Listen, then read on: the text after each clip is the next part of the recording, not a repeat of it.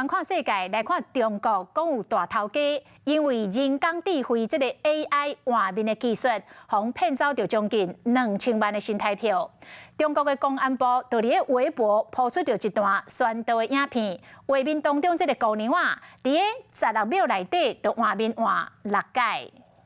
喂，你聊天的女网友长这样。哪行哪提醒大家爱识字，因为这样，或者是这样。呼吸。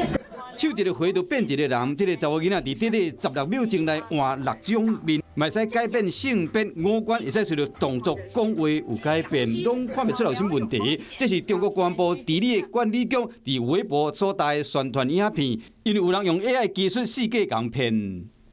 现在都2023年了，科技那么发达，我们就不会变一变了？你觉得我骗不到你？好，那我骗你爸，我骗你妈，骗你爷爷奶奶。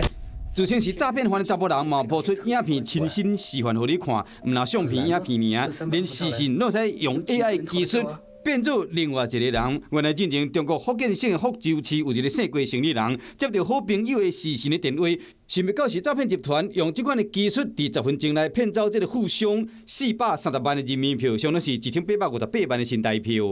是运用 AI 里面的深度学习，将人脸由甲的脸套用到乙的脸，即使它看起来非常真实，现在都应该要抱持着怀疑的态度。是讲 AI 变面嘛，唔是袂当破解。那真正接到可疑视讯，会使要求对方手伸出来害一个，嘛会使用彼此知影的代志试探对方的真实身份。毕竟伫网络才普及、科技才发达的21世纪，无想要互骗去，都要提高警觉。当你妈看到这个视频，她会想什么？她什么都不会想，赚钱啦！视频也不行啊。晚间9点，邀请您与世界同步，60分钟掌握全球脉动。What News 9，陈雅玲世界晚报给您崭新视野。